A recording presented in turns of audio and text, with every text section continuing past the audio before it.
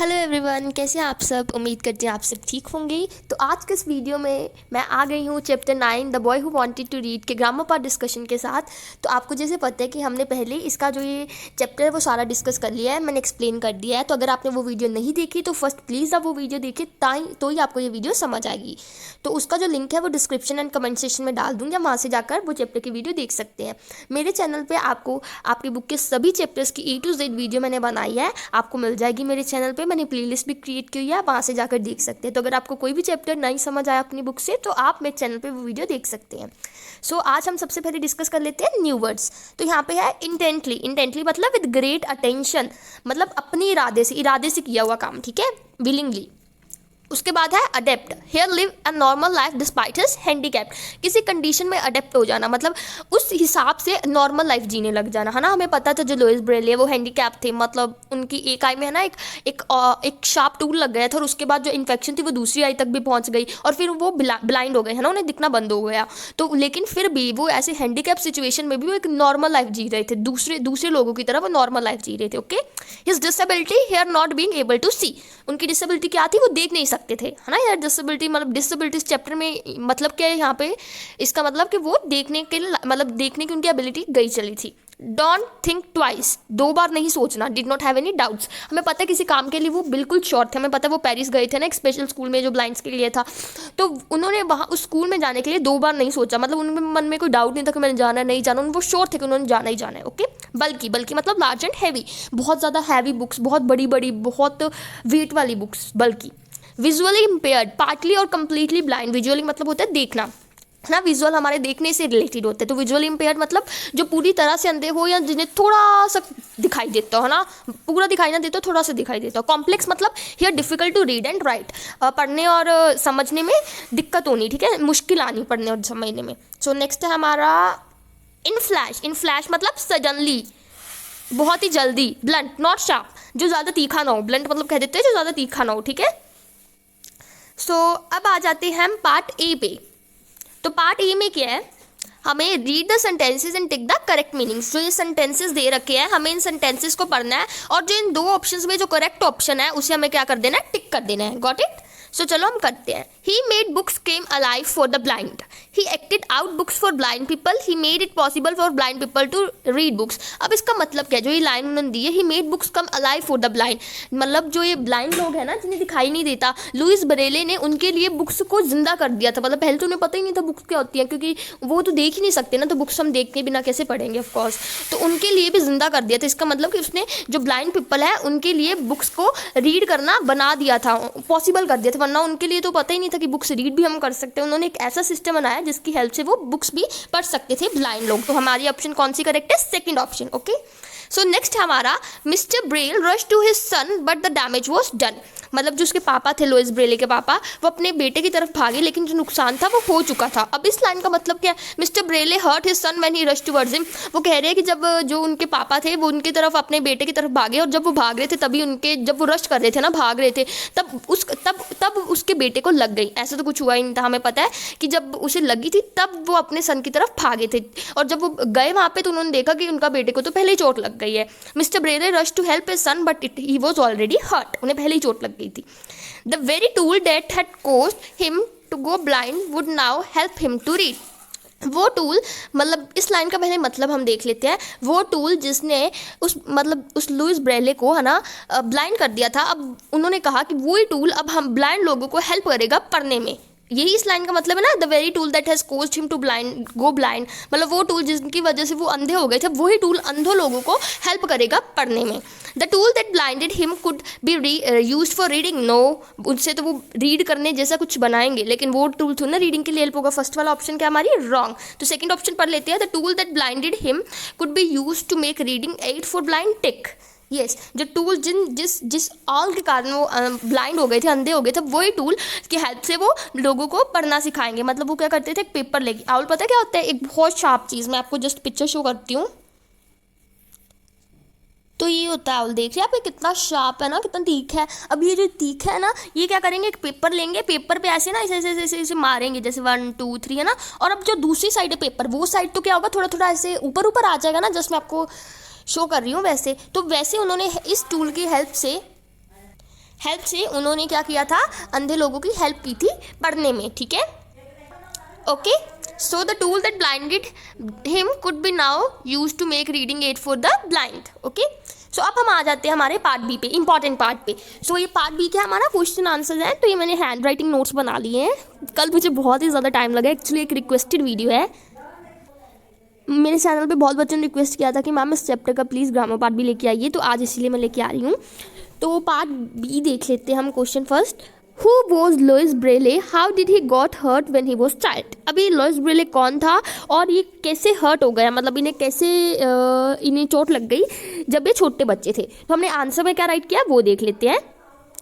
Answer में हमने write किया कि Louis Braille was a French boy. ये कौन थे, एक फ्रांस में रहने वाले लड़के थे, तो इसीलिए हम इन्हें कह देते हैं French boy. Louis Braille was a French boy who invented Braille system, जिन्होंने क्या किया था, ब्रेले सिस्टम को इन्वेंट किया था ब्लाइंड्स के लिए। ब्रेले सिस्टम वही जो मैंने अभी आपको समझाया, एक पेज लेके उस पर ऑयल मार मार के ऐसे डॉट्स वगैरह बना दिए, और जब हम पेज टर्न करेंगे ना तो जो दूसरी साइड है वो ऐसे खड़ी खड़ी हो जाएगी दूसरी साइड, तो वहाँ पे वो ऐसे टच करके देख सकते हैं कि वर्ड कौन सा है, ठीक है। तो उन्होंने ऐसे एक सिस्टम बना दिया था ब्लाइंड्स के लिए। When he was a child he hurt his eye while playing with the tool called out. अब हमने ये तो बता दिया कि लुइस ब्रेले कौन थे। अब उन्होंने ये भी क्वेश्चन पूछा था ना कि वो कैसे हर्ट हो गए जब वो खेल रहे थे। तो जब वो छोटे बच्चे थे ना, when he was a child he hurt his eye while playing with the tool called out, और उन्होंने अपनी आँख को एक मतलब चोट लग गई थी, एक टूल के साथ खेलते, एक औजार के साथ खेलते, हमें देखा ऑल क्या होता है ना, वो टूल के साथ खेलते उनके आँख में चोट लग गई थी। क्लियर।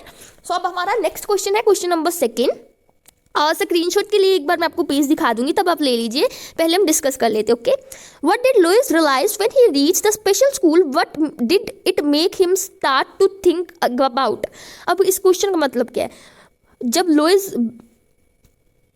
लुइस को क्या एहसास हुआ जब वो एक स्पेशल स्कूल पहुंचे। हमें पता है वो स्पेशल स्कूल पेरिस वाला, राइट, हमने चैप्टर में पढ़ा है। एंड उन्हें ये सोचने में किस चीज़ ने मजबूर कर दिया, तो हम अब आंसर में हमने क्या लिखा है, when Louis reach the special school in Paris. जब लुइस एक स्पेशल स्कूल में पहुंचे, जो वो स्कूल कहाँ पे था, पेरिस में, उनको ये एहसास हुआ कि that there was special books for blind to read, कि ब्लाइंड के लिए कुछ बुक्स हैं पढ़ने के लिए, लेकिन हमें पता है वो बुक्स बहुत ही बल्कि थी, मतलब बहुत बड़ी बड़ी, बहुत ही हैवी थी। Louis started to find a better way for visually impair to read and write. तो उनको पता है वो बुक्स हैवी है, बहुत लार्ज एंड बल्कि है, तो इसलिए उन्होंने फिर सोचना शुरू कर दिया कि इससे भी कोई अच्छा तरीका हो कि जो विजुअली इंपेयर्ड पीपल है, मतलब जो देख नहीं सकते, उनके लिए पढ़ने और लिखने का। ठीक है, सो अब हमारा next question number third, what was night writing. अभी नाइट राइटिंग क्या है भाई, why did Louis get interested in night writing. और जो लुइस है, लुइस ब्रेले, वो नाइट राइटिंग में इंटरेस्ट कैसे उन्हें आया, है ना, वो कैसे इस चीज़ में इंटरेस्टेड हो गए। So let's go. Night writing was a method used by French army. Night writing अब क्या था, एक तरीका था जो फ्रेंच आर्मी यूज़ करती थी, किस चीज़ के लिए, to read messages in the dark. रात के समय फ्रेंच आर्मी क्या करती थी, अब मैं आपको बताती हूँ ये कहानी। हमें पता है कि अगर कोई दुश्मन है ना, कोई जंगल है और जंगल में उन्होंने एक दूसरे को मैसेज भेजना है कि हम यहाँ पे कुछ हुआ है यहाँ पे, तो अगर उन्होंने टॉर्च जगा के मैसेज पढ़ने की कोशिश की तो क्या होगा कि दूसरे दुश्मन को पता लग जाएगा कि यहाँ पे, और उस पर अटैक कर देंगे। तो इस चीज़ को प्रिवेंट करने के लिए, रोकने के लिए, उनका एक मेथड था नाइट राइटिंग। नाइट राइटिंग के हेल्प क्या होता था कि वो अंधेरे में मैसेज पढ़ सकते हैं। ठीक है, तो नाइट राइटिंग जो है ये मेथड फ्रेंच आर्मी यूज़ करती थी। ओके, तो Louis got interested because this method used an alphabet code made up of small dots and dashes. और ये मेथड था, इस मेथड में क्या होती थी, एक पेज था, पेज पे ऐसे ऐसे डॉट वगैरह डैशेस जैसे होते थे, और दूसरी साइड पेज की वो डैशेस वगैरह ऐसे जोर के प्रेस करते थे, और दूसरी साइड वो थोड़े उभर आते थे। तो ये मेथड ऐसा था। ठीक है, the symbols were राइज्ड of the paper. जो सिंबल्स थे दूसरे साइड के हो जाते थे, पेपर से पता लगता कि यहाँ पे डॉट, अच्छा ड्रॉ किया दूसरे साइड, तो ऐसे वो अपने हैंड्स की हेल्प से समझ सकते थे, which can also be proved helpful for the blinds. और वो इंटरेस्ट इसलिए ले रहे थे क्योंकि जो नाइट राइटिंग मेथड था ये अंधों के लिए भी बहुत ही ज़्यादा हेल्पफुल साबित हो सकता था। ओके, सो हम आप आते हैं अपने क्वेश्चन नंबर फोर्थ पे। Briefly describe the system of reading and writing that Louis developed, how is Braille used by blind nowadays. अब हमें बहुत ही ब्रीफली बताइए, मतलब अच्छी तरह से बताइए ये रीडिंग एंड राइटिंग का सिस्टम जो लुइस ने डेवलप किया था एंड वो ब्रेले आज कैसे यूज़ करें। Okay, Louis developed the night writing method to present day. अब लुइस ने क्या किया था, ये नाइट राइटिंग मेथड है, इसमें कुछ चेंजेस लाके उन्हें आज के दिन में उन्हें जिंदा कर दिया वो मेथड को। He worked on an alphabet made up of 6 dots, the position of the different dots created the different letters of the alphabets. अब उन्होंने क्या किया था, वो अल्फाबेट्स, मतलब हमें पता हमारे इंग्लिश में अल्फाबेट्स होते हैं, तो वैसे ए के लिए उन्होंने जैसे किसी के लिए 6 डॉट रख दिया ना, 1 2 3 4 5 6, ए के लिए ऐसे 6 डॉट्स रख दिए। एंड यहाँ सो एक मिनट, जैसे ए है ना, वो 6 डॉट्स के मेथड पे काम कर रहे थे, 6 डॉट के। यहाँ पे ए पे 6 डॉट्स आ गए ना हमारे, उन्होंने ए के लिए ऐसा कुछ सिंबल रख दिया एंड बी के लिए उन्होंने कुछ ऐसा सिंबल रख दिया, मतलब 6 डॉट्स से वो सारा उन्होंने बना दिया सिस्टम, ठीक है। और वो जो सिस्टम है वो किसका बना हुआ था, डॉट्स का, डॉट्स एंड डैशेस। तो अब है thus the Braille system came into existence, और इसी तरह जो ब्रेले सिस्टम है वो जीवित हो गया इनके लिए, ब्लाइंड्स के लिए। सो अब हमारा 5th क्वेश्चन है, how did India honour the achievements of Louis Braille. जो इंडिया है उन्होंने कैसे, जो भी उन्होंने अचीवमेंट्स, जो भी उन्होंने पाया उसे कैसे हॉनर किया, सम्मानित कैसे किया। India honoured the achievement of Louis Braille by issuing a special ₹2 coin to mark the 200th birth anniversary of Louis Braille. जब लुइस ब्रेले का 200 बर्थडे आया था ना, जन्मदिन आया था, तब हमारे इंडिया ने क्या किया, ₹2 के ऐसे कॉइन इशू किए जिन पे क्या थी, उनका पोर्ट्रेट था, उनकी पिक्चर थी और उनका नेम भी था ब्रेले में, ठीक है। The coin bore his portrait मतलब picture and name in Braille, okay. So अब है think and answer. So next is think and answer. Think and answer बहुत ही ज़रूरी होता है, पहले सोचो एंड फिर आंसर करो। उस क्वेश्चन हम ध्यान से पढ़ेंगे, okay. How did Louis adapt to his disability he was growing up, what do you think this tell us about him. अब वो कह रहे हैं कि जब जैसे जैसे लुइस बड़े होते गए और जो उनकी ये डिसेबिलिटी थी, डिसेबिलिटी मतलब उनकी वो कमी थी ना, वो देख नहीं सकते, तो उनके साथ उन्होंने कैसे नॉर्मल लाइफ जीनी शुरू कर दी, और ये चीज़ हमें लुइस ब्रेले के बारे में क्या संदेश देती है, वो कैसे इंसान थे, ठीक है। तो अब हम आंसर में देखिए हमने क्या राइट किया है, Louis learn to adapt with his disability. Louis ने सीख लिया था कि वो अपनी इस मतलब इस कमी के साथ कैसे जिए। He went to school with all his friends and did well in his studies. वो अपने सारे बाकी जैसे दोस्त थे, बाकी दोस्तों के साथ वो स्कूल जाते थे और उन्होंने बहुत अच्छा काम किया था, मतलब बहुत उन्होंने इंटेलिजेंट थे, उन्होंने अच्छे मार्क्स लिए थे अपनी पढ़ाई में, अपनी प्राइमरी स्कूल ग्रेजुएशन में। He was intelligent and creative. जो लुइस ब्रेले थे वो काफ़ी इंटेलिजेंट थे, मतलब समझदार थे, एंड क्रिएटिव मतलब वो लोग जो चीज़ों से कुछ और बनाना सीखे, है ना, बहुत ही मतलब बहुत ही ज़्यादा सोचते हो, है ना, क्रिएटिव टाइप के लोग। एंड उसे हम कहते हैं रचनात्मक, एक्चुअली स्किप हो गई टंग।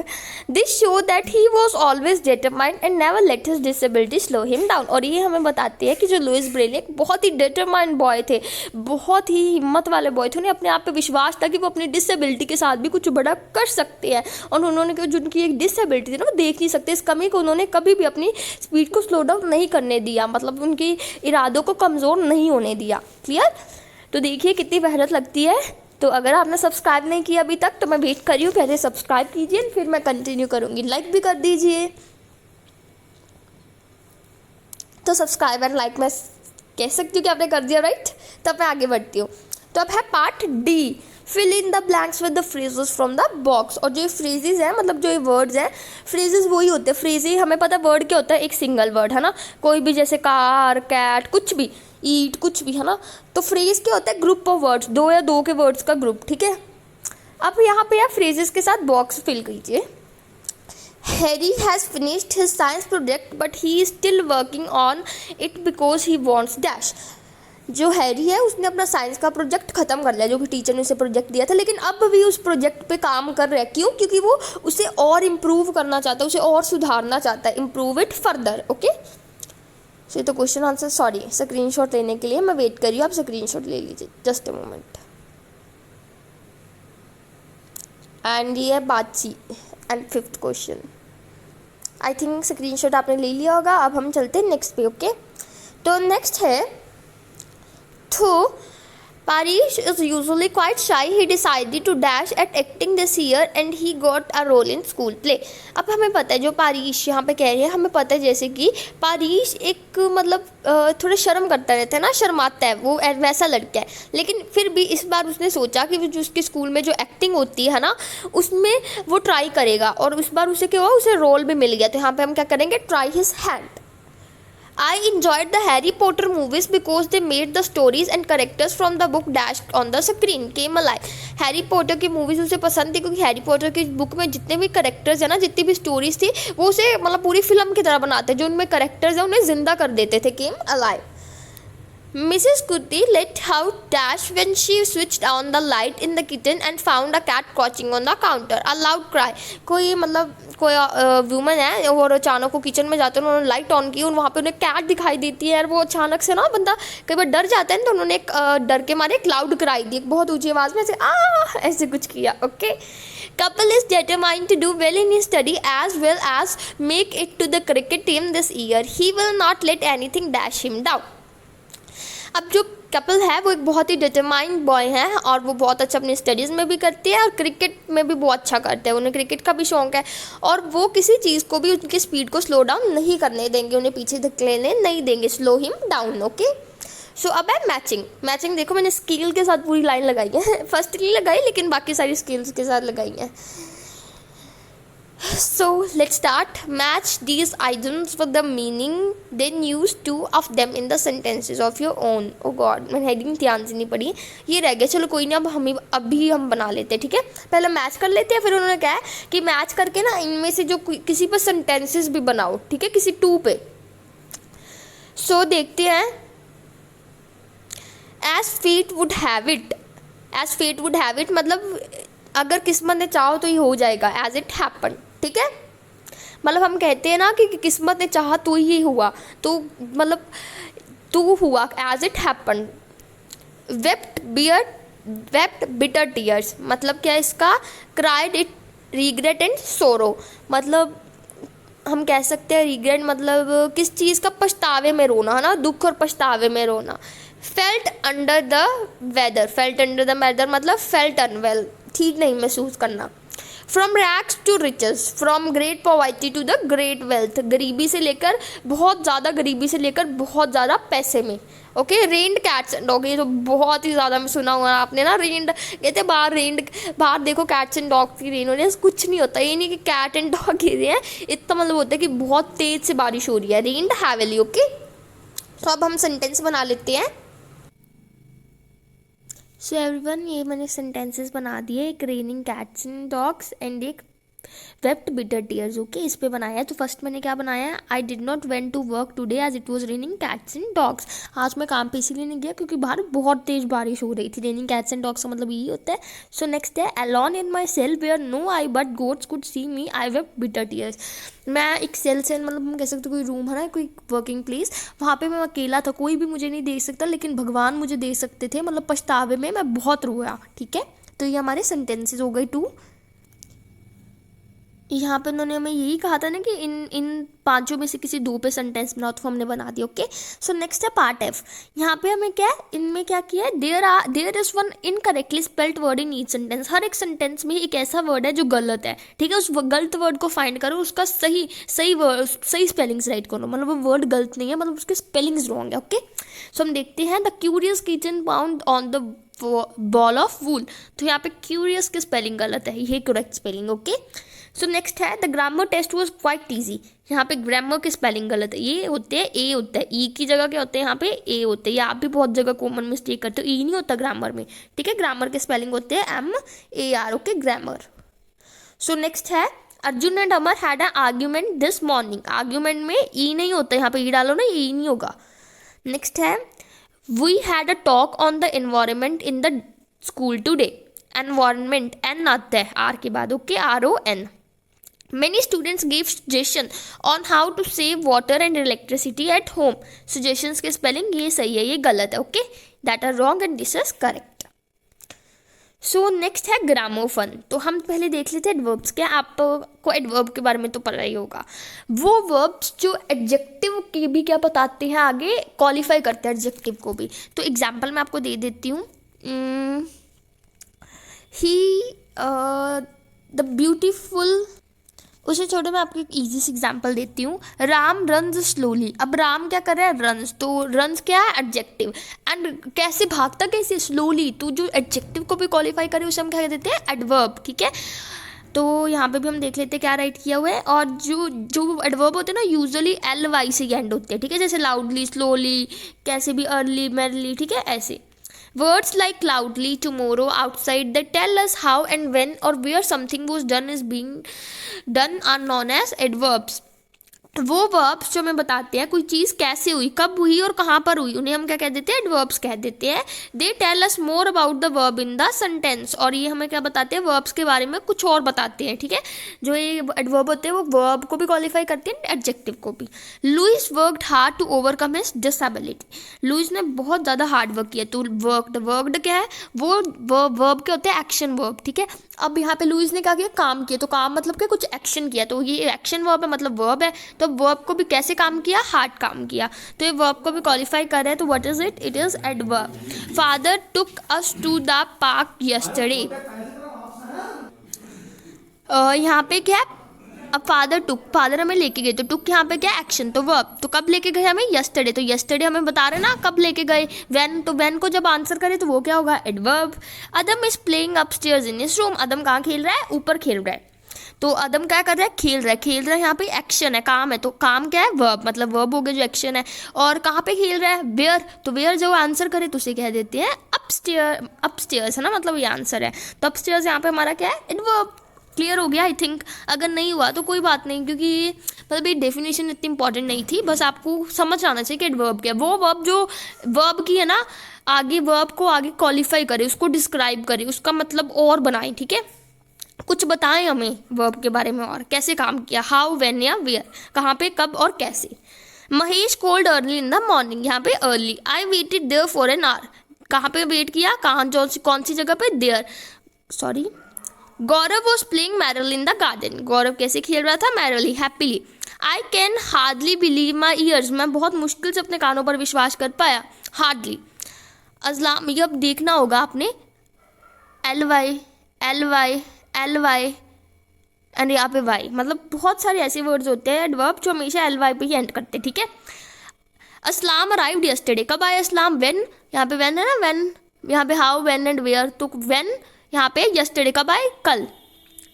The children ran outside to play, children कहाँ, रैन क्या है, भागे, मतलब कि एक एक्शन, वर्ब मतलब, तो वर्ब को कौन डिस्क्राइब कर रहा है, आउटसाइड, तो ये आउटसाइड कौन सी कैटेगरी में आ गया, वेयर, ठीक है। तो ये बहुत ही ज़्यादा ईजी है, 2 बार आप मतलब अगर आपको नहीं समझ आ रही ना तो आप रिकैप कीजिए और फिर सुनिए, फिर आपको गारंटी है कि समझ आ जाएगी, ये बहुत ईजी कंसेप्ट है, ओके। सो अब है इस पिक्चर पे हमें देखना है, ये पिक्चर एक मार्केट का सीन लग रहा है, बिजी मार्केट का सीन है ना उस पर देखना में, एंड यूज एडवर्ब्स, हमें अपनी चॉइस के एडवर्ब्स यूज करने हैं इन सेंटेंसेस में, okay. So let's start. A cow is standing dash in the middle of the road lazily, है ना, बहुत ही ऐसे आलसी हो के काउ क्या है, रोड के बीचों बीच खड़ी है ना, लेजीली, ओके। सो नेक्स्ट है, A man is honking at it dash, the man is honking मतलब हॉर्न बजा रहा है, कैसे कर रहा है, लाउडली, जोर जोर से कि हट जा काऊ, हट जा, लेकिन काऊ क्या है, लेजी है, हट ही नहीं रही है ना loudly. A lady is a dash offering a man help in crossing the busy street, lady क्या कर रही है, ये लेडी इस बुजुर्ग आदमी को ऑफर कर रही है ना कि मैं आपको रोड क्रॉस कर देती हूँ, क्योंकि एक साइड बीच में कहा है ना, तो कितना रश है रोड पे, तो पेशेंसली मतलब बहुत ही आराम से, पेशेंसली, एल वाई, यहाँ पे तो मैंने एल वाई के साथ ही सारे करवा दिया आपको। The dog is but dash on the motorcycle, dog कैसे बैठा हुआ है, बहुत ही खुश हो गए, खुश दिख रहे हैं ना आपको, तो हैप्पीली फाइनली हो गया हमारा कंप्लीट। तो ये हो गया हमारा इसी के साथ पूरा चैप्टर कंप्लीट, हमने ये 2 पार्ट्स डिस्कस कर लिए। एंड अगर आपको मेरी वीडियो अच्छी लगी तो पहले कमेंट कर दीजिए, कमेंट में मुझे बताइए कैसी लगी। एंड आप और भी चैप्टर्स की वीडियो मेरे चैनल पे देख सकते हैं, तो सब्सक्राइब करना तो बिल्कुल भी मत भूलिए, लाइक कर दीजिए, अपने फ्रेंड्स के साथ शेयर कर दीजिए। मैं जल्दी मिलूँगी एक ऐसी वीडियो के साथ, तब तक बाय, थैंक यू।